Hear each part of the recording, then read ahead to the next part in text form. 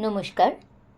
সমস্ত শ্রোতা বন্ধুকে আমার প্রচেষ্টায় স্বাগত জানিয়ে শুরু করছি আজকের গল্প পাঠ গোধূলি বেলা। লিখেছেন ফাল্গুনী মুখোপাধ্যায়। আজ আমি গোধূলি বেলার তৃতীয় পর্ব পড়ে শোনাব। সতীশ তো চলে গেল মিলিটারিতে চাকরি নিয়ে। করবী সতীশের ফেরার অপেক্ষায় রইল। সুভাষবাবুকে সান্ত্বনা দেবার জন্য পাড়ার দুই একজন মাতব্বর এলেন। যুদ্ধ তো আর চলছে না ভারতে, দেশকে শক্তিশালী করবার জন্যই সরকার সৈন্যবাহিনী তৈরি করছেন। অত ভাবনার কি?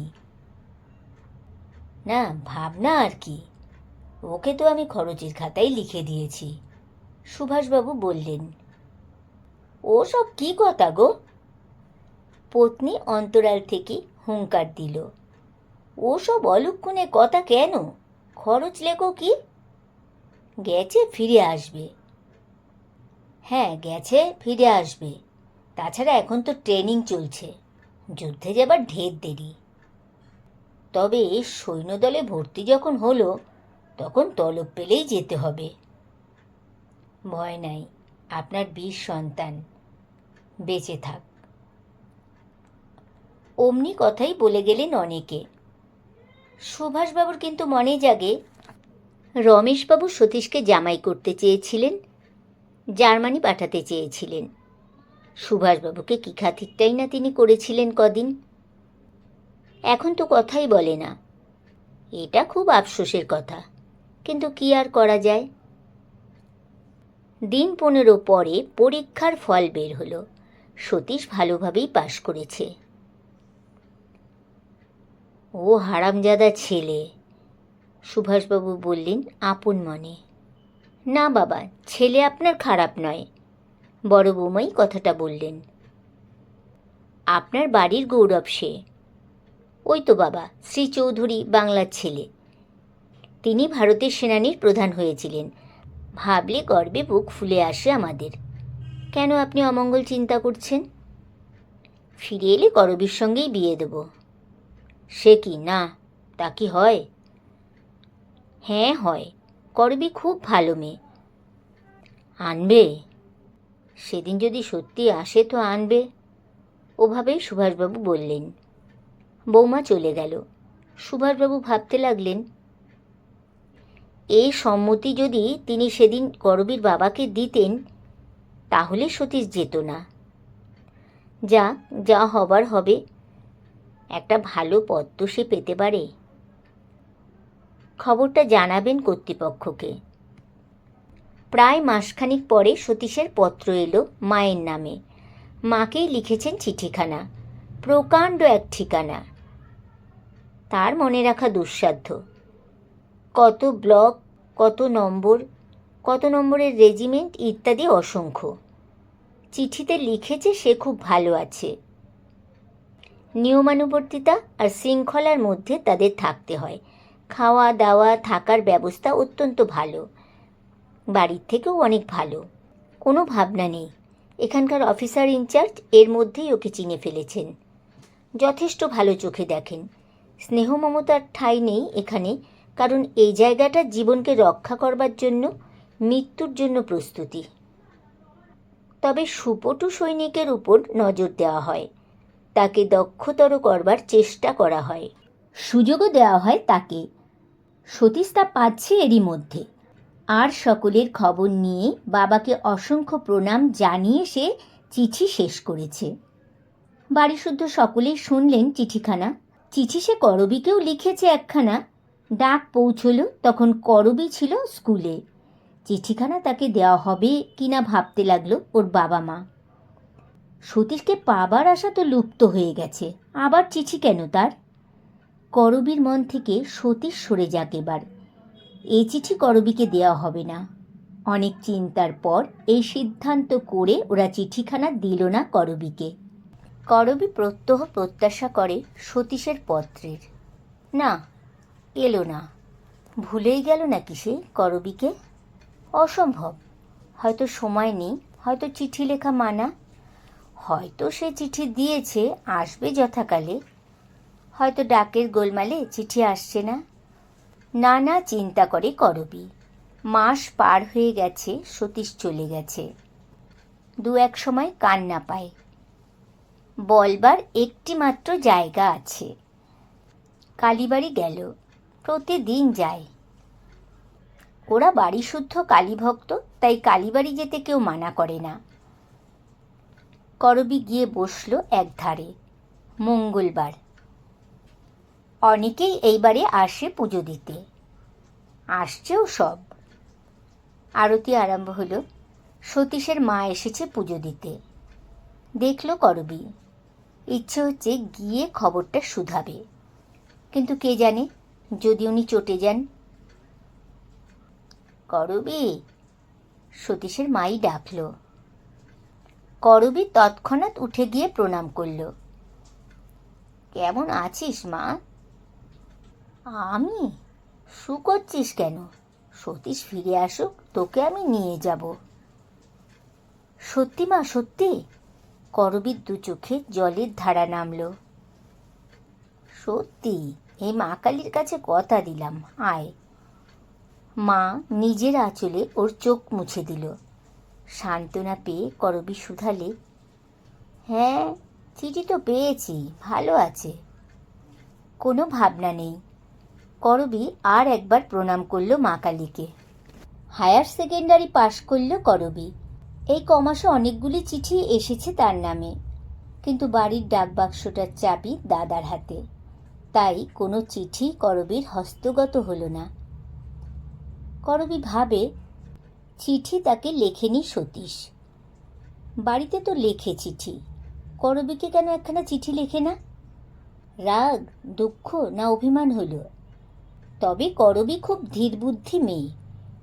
সে ভাবল, তার মা বাবা পছন্দ না করতে পারে ভেবেই হয়তো সতীশ চিঠি লেখে না করবীকে। পড়া আর হবে না তার। পড়ার খরচ চালাবার আর সামর্থ্য নেই ওর বাবার।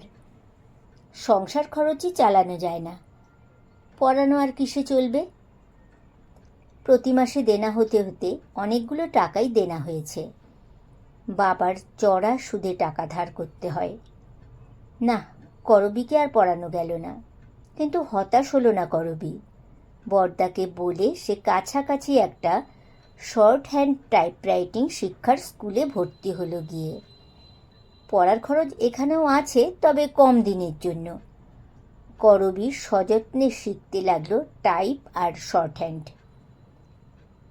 কালীবাড়ি ওর নিত্য যাওয়া চাই, প্রতিদিন যায়। ঝড় জল বা অপর কোনো কিছুতেই ওর আটকায়নি কোনো দিন। আজ হঠাৎ আটকে গেল। ওকে নাকি দেখতে আসবে ও পাড়ার এক ভদ্রলোক, স্বজাতি, বেশ ঘর, ধনী পরিবার। দাদাই সব ঠিক করেছেন। বিনা পণেই হতে পারে যদি তাকে পছন্দ হয়। অপছন্দের কোনো কারণ নেই। করবী খুবই সুন্দরী মেয়ে, কিন্তু করবী তো বিয়েই করতে চায় না। মাকে বলল কথাটা। সংসারের এই দৈন্য অবস্থা মা, আমাকে বিয়ে দিয়ে কেন তাড়াচ্ছ? শর্ট হ্যান্ড শিখে আমি চাকরি করলে কিছু সাহায্য হবে তো। হ্যাঁ মা, কিন্তু ওরা চাইছেন। ছেলেটি নাকি তোকে দেখেছে, সে বলেছে বিনা পণেই বিয়ে করবে। অবস্থা ভালো, ছেলেও ভালো, সুখে থাকবি, তাই আমরা রাজি হয়েছি। রাজি হও না মা। বাবা আর দাদাদের সাহায্য করব আমি চাকরি করে। বাবার বিস্তর দেনা হয়ে গেছে, শোধ করতে হবে তো। হ্যাঁ, তা হোক, ওরা দেখে যাক, তারপর দেখি কি হয়। করবী অপেক্ষা করে রইল। বিকালে আসবার কথা তাদের, কিন্তু তারা এলেন সন্ধ্যের পর। বিকালে নাকি বারবেলা ছিল। তাছাড়া মেয়ে তো দেখাই, যে বিয়ে করবে সেই পছন্দ করেছে, তো আর দেখার কি আছে? তবে চলতি প্রথা অনুযায়ী একবার আসা আর কথা পাকা করা। দেখা হলো করবীকে, পছন্দও হলো, এবার কথা হবে। আমাকে মাপ করবেন, আমি এখন বিয়ে করতে চাইনি। কেন মা, কি তোমার আপত্তি? প্রশ্নটা করলেন ছেলের বাপ। করবী অতি ধীরে নম্রভাবে কথা বলছে। সে বলল, আমাদের গরিবের সংসার, বাবা রিটায়ার করবেন। দাদার একার রোজগারে সংসার চালানো অসম্ভব। ছোটদা এখনও পড়ছে, ছোট বোনকে পড়াতে হবে। আমি শর্ট হ্যান্ড শিখছি, আর 2 মাস পরে পাশ করে বেরিয়ে আমি চাকরি করে বাবাকে সাহায্য করতে চাই। কথাগুলো এত সমীচীন যে ওরা চুপ করে রইলেন। করবীর বাবা কিন্তু বললেন, তা কি হয় মা? ভালো ঘরে বরে যাবি, বিয়ে কর, আমার যা হয় হবে। না বাবা, না, বিয়ে এখন আমি করব না। ছোটদা পাশ করুক, চাকরি করুক, দেনাপত্র সব শোধ হোক, তারপর যা হয় করব। ওর কণ্ঠের দৃঢ়তা বিস্মিত করল সকলকে। সে আবার বলল, সন্তান তা সে মেয়েই হোক আর ছেলেই, আপনাকে তার সর্বাগ্যে দেখা উচিত। নিজের সুখের জন্য আমি বড় ঘরে চলে যাব, আর আমার বাবা মা ভাই বোন না খেয়ে থাকবে? এ আমার সহ্য হবে না। আমি তা পারবো না বাবা, মাপ করবেন। ছেলের বাবা বুঝলেন এ মেয়েকে নিয়ে যাওয়া সম্ভব নয়। তবু তিনি আর একবার বললেন, আমি তো খুব বেশি দিন অপেক্ষা করতে পারিনি মা, ছেলের বিয়ে দিতে হবে। দেবেন, আমাকে মাপ করুন, আমি পারলাম না। আর কিছু কথা বলার নেই। ওরা নিঃশব্দে নমস্কার জানিয়ে উঠে গেলেন। অকারণ 4-5 টাকা খরচ হয়ে গেল ওদের জলযোগের ব্যাপারে। এ সপ্তাহে রেশনটা তোলা যেত ওতে। যাকগে, করবীর কথাগুলো ভেবে দেখলেন ওর বাবা আর দাদা। সত্যিই তো, করবী যদি কিছু আনতে পারে তো সংসারে সাহায্য হয়। বাবার অবসর গ্রহণের আর দেরি নাই, আয়ও কমে যাবে। এরই মধ্যে 400-500 টাকা দেনা হয়ে গেছে। করবী ঠিকই বলছে, সে শর্ট হ্যান্ড পাশ করুক, চাকরি করবে, তাছাড়া উপায় কি? করবী পাশ করল, ভালো ফলে করল। টাইপে তার স্পিড আর সকলকে ছাড়িয়ে গেল। ওই শিক্ষায়তনের প্রিন্সিপালের সুপারিশে করবী চাকরি একটা পেয়ে গেল এক মার্চেন্ট অফিসে, মাইনে 100 করবী চাকরিতে যোগ দিল। অফিসার একজন ইয়ং ম্যান, বয়স বড় জোর 36, সুন্দর চেহারা, ধনীর চেহারা, বিলাসীর চেহারা। তারই অফিসের একদিকে আছে একটা ছোট্ট টেবিল, টাইপরাইটার, খাতা পেন্সিল, কার্বন পেপার। নমস্কার করে করবী কাজে বসল, নোট নিল, কয়েকটি চিঠি টাইপ করবে। এর মধ্যে যতবার করবী চোখ তুলছে দেখছে অফিসার মিস্টার ঘোষ তার দিকেই তাকিয়ে আছে। গ্রাহ্য করল না করবী, কাজ করছে। টাইপ শেষ হলে চিঠিগুলো নিয়ে সই করতে দিল অফিসারকে। আপনার বাড়িতে আর কে আছে? শুধলেন মিস্টার ঘোষ। বাবা মা, 2 দাদা, ছোট বোন। বৌদি? না, দাদার বিয়ে হয়নি। আপনারও তো দেখছি বিয়ে হয়নি। করবী কোনো জবাব দিল না। চিঠিগুলো সই করতে করতেই কথা। সই হলে ওগুলো ডেসপ্যাচে যাবে, কিন্তু সই হতে দেরি হচ্ছে। পড়ছেন মিস্টার ঘোষ, পড়ে তবেই সই করবেন। হ্যাঁ, তা তো করবেনই, যদি ভুল হয়ে থাকে। দুরু দুরু বুকে সে দাঁড়িয়ে আছে। না, ভুল হয়নি, সই হয়ে গেল। এগুলো ডেসপ্যাচে পাঠিয়ে দিন। কথাটা বলেই মিস্টার ঘোষ কোথায় বেরোলেন। বেটে মতো দেহ, নীরোগ, সুস্থ হবে না কেন? ধনীর ছেলে তো। করবীর কাজ নাই, বসে আছে, টাইপরাইটার পরিষ্কার করছে। শুনল মিস্টার ঘোষ লাঞ্চে গেছেন, ফিরবেন 2:30টায়। এখানে বাবুদের জন্য ক্যান্টিন আছে, চা পাওয়া যায়। শুধল, আপনার জন্য কি আনবো? চা আর খাবার কিছু? সব রকম পাবেন। কোনটার কি দাম? প্রশ্ন করল করবী। উত্তরে একটা ছাপা কাগজ দিল সে। চা 12 পয়সা, টোস্ট 12 পয়সা, মিষ্টান্ন 30 পয়সা, পরোটা 50 পয়সা, ডিম 70 পয়সা। করবী আর পড়ল না, বলল, 1 কাপ চা আর একটা টোস্ট দিন। আর কিছু না? না, আজ আর কিছু চাই না। লোকটা চলে গেল। আজ আর কিছু না, কালও আর কিছু না, ওতেই 24 পয়সা লাগছে। কোথায় পাবে করবী? মাইনে তো মাত্র 150। না, এসব শৌখিন খাবার খাবে না সে। মুড়ি চিড়ে? কিন্তু মুড়ি চিড়েও তো বাজারে কিনতে মেলে না, অথচ কিছু খেতে হবে। সকাল 9টায় বেরোতে হয়েছে, 10টায় অফিস, খিদেও তো পায়। তবু করবি ঠিক করলো শুধু 1 কাপ চা খাবে আর জোর একখানা টোস্ট। বেয়ারা এনে দিল ওকে চা টোস্ট, খেলো করবি। এ ঘরটা ভালো, এয়ার কন্ডিশন করা, বাথরুম, জলের কল সবই আছে, ঘরটা ভালো। কিন্তু হলে কি হবে, এতটা সময় ওই অফিসারের চোখের উপর কি করে কাটাবে করবি? ওর খুবই ভাবনা হলো।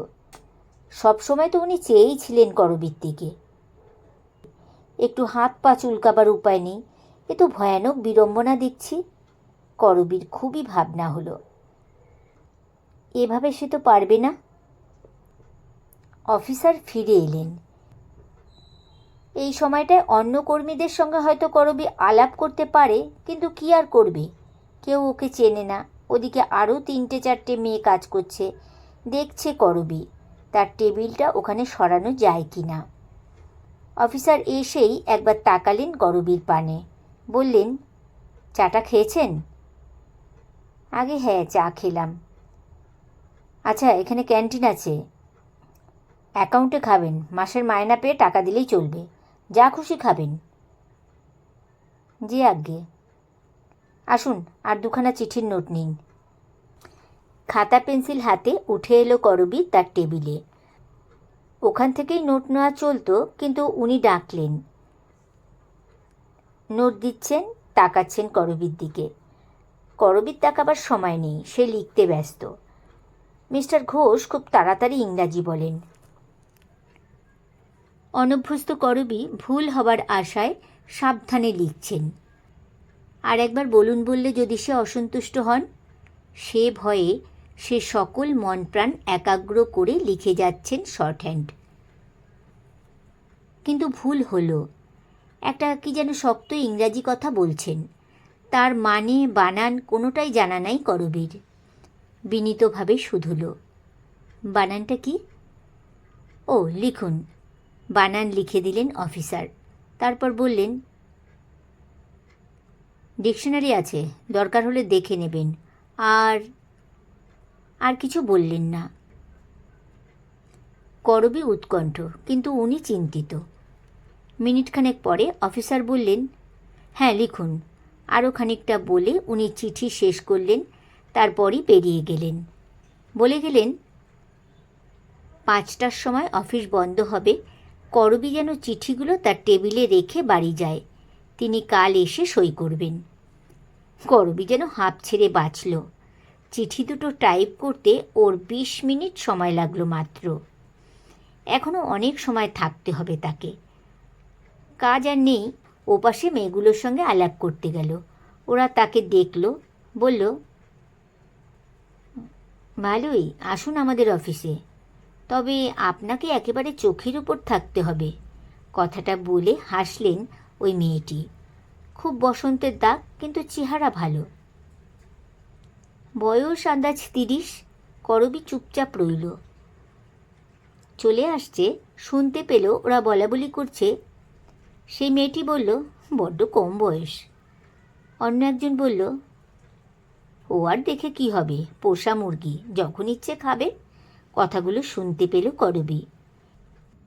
বাড়ি ফিরে এসব কথা কাউকে জানালো না করবী, শুধু খাবারের দামের কথাটাই বললে। রেশনে আটা পাওয়া যায়, তাই পরদিন থেকে মা 2খানা রুটি ওকে করে দিচ্ছে, 3-4 টুকরো আলু ভাজা আর 1 চিলতে গুড়, কোনোদিন বা একটু তাল গুড়ের পাটালি। করবী তাই খেয়ে 1 গ্লাস জল খায়, তারপর খায় 1 কাপ চা। ওর বেশি ওর পয়সা নেই, মাত্র 150 টাকায় আর খাওয়া চলে না। বিশেষ করে অত টাকা দেনা ঝুলছে মাথায়। কাজ করছে করবী, কাজ সে ভালোই করে। অস্বস্তি যা কিছু মিস্টার ঘোষের চাউনিটা। তবে এই 15 দিন তিনি অন্য কিছু বলেননি করবীকে। আজ হঠাৎ বললেন, নাচ গান বা অভিনয়ের দিকে ঝোঁক আছে? আগে না। করবী তৎক্ষণাৎ জবাব দিল, আরও বললে, আমি খুব গরিবের মেয়ে, হাতি পোষার শখ না থাকাই ভালো। না না, হাতি পোষা কেন, ওতে রোজগার হয়। পারেন তো বলুন, আমি আপনার জন্য ব্যবস্থা করে দিতে পারি। আগে না ধন্যবাদ, ওসব শেখবার সুযোগ আমার হয়নি।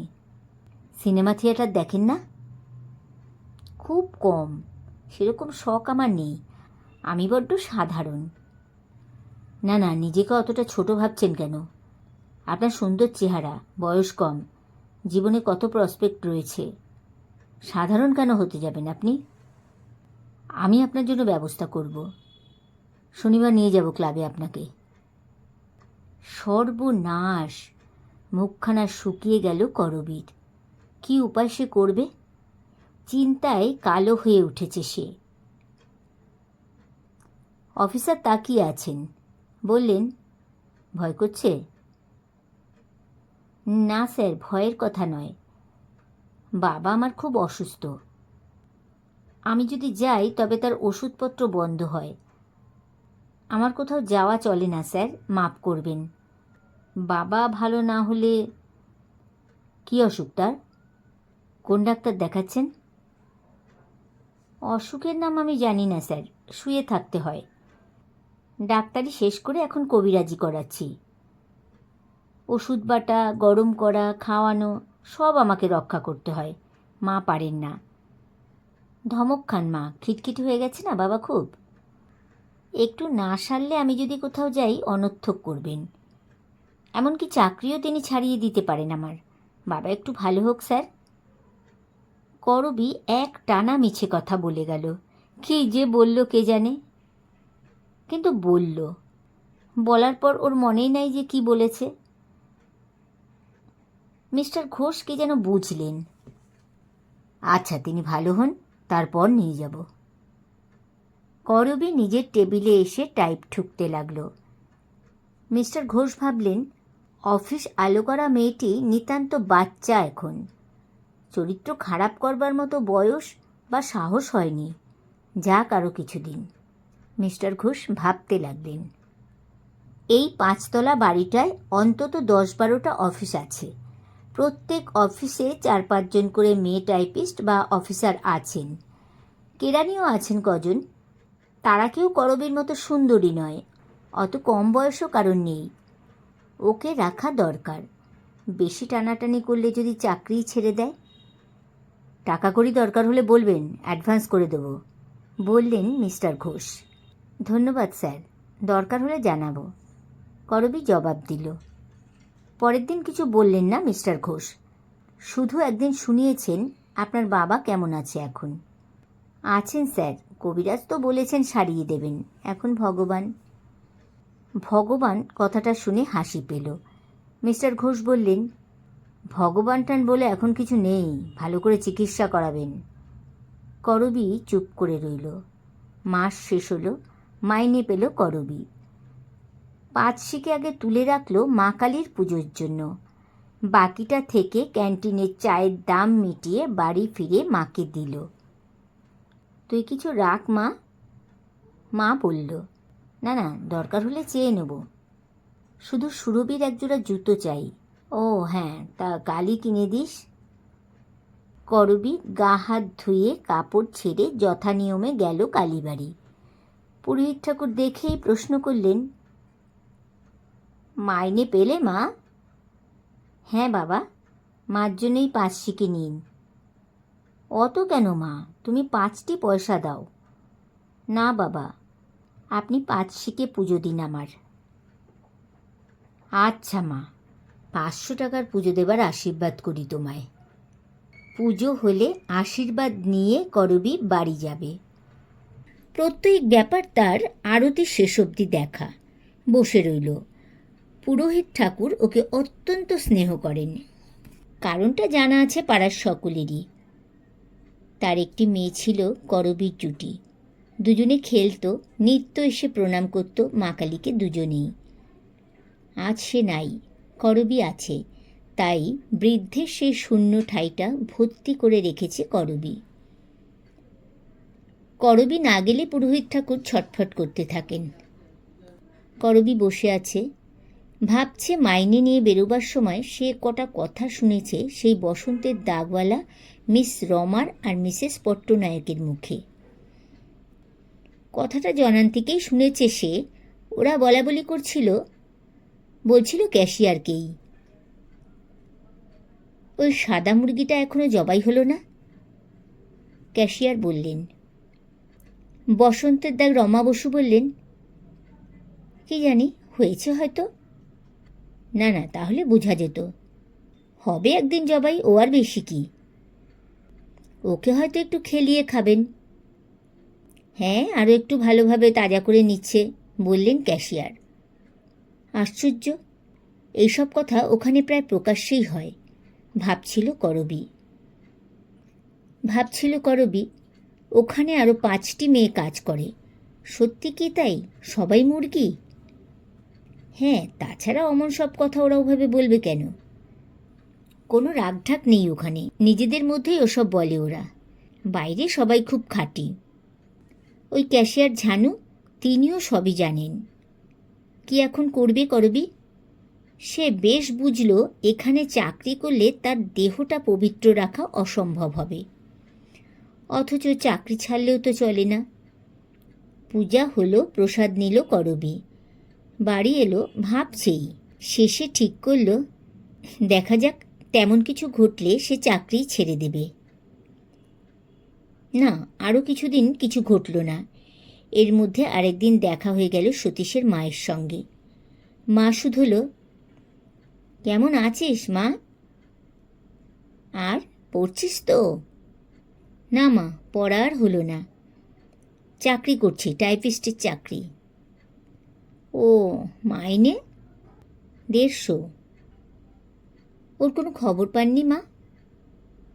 হ্যাঁ, এই তো গত সপ্তাহে চিঠি পেলাম। ওর ট্রেনিং নাকি শেষ হয়েছে, আর একটি কি বাকি আছে, সেটা হলেই পুরো সৈন্য হবে। ওরা তো মাইনে পায় না মা? হ্যাঁ, খুব ভালো মাইনে পায়, টাকা পাঠায় আমাকে। তোমাকে কি কোনো চিঠি দেয়নি সে করবী? না মা, কই একখানাও চিঠি পাইনি। আচ্ছা, আমি লিখে দেব। লিখব, তুই চাকরি করছিস। দেবেন লিখে? আর লিখবেন আমাকেও যেন চিঠি লেখে। আচ্ছা। মা ওকে আদর করল আর চুমু খেল। বলল, তোকে আমি নিয়ে যাবই, তুই আমার ঘর আলো করে বউ হবি। করবীর চোখে জল এলো, মুছে দিল মা।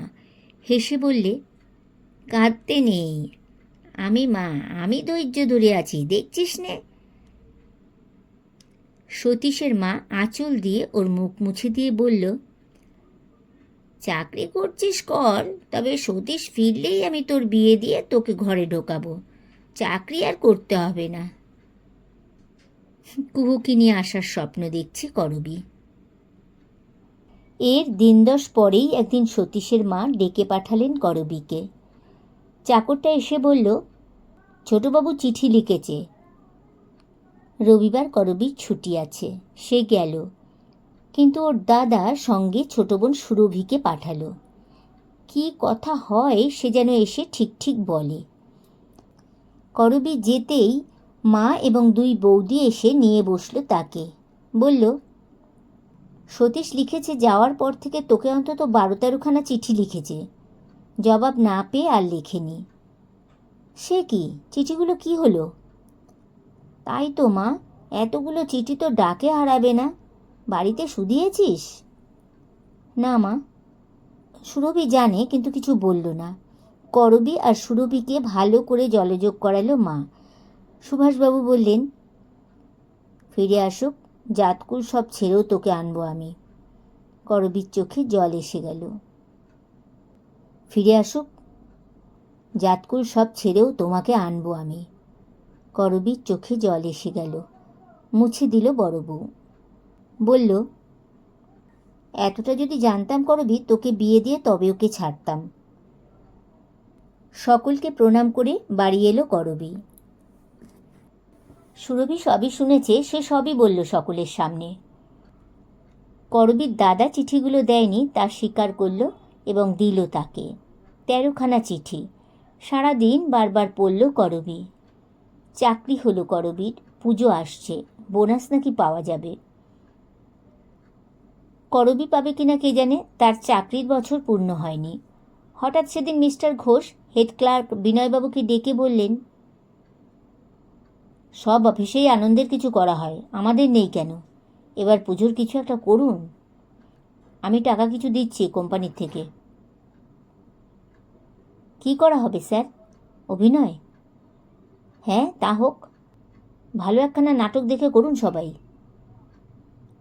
আগে আমি সকলকেই জানাচ্ছি, রবীন্দ্রনাথের কিছু একটা।